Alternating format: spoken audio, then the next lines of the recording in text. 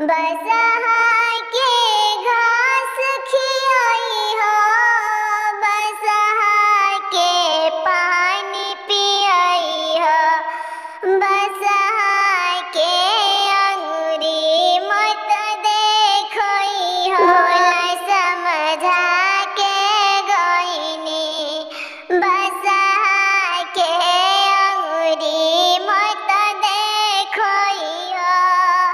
Bhola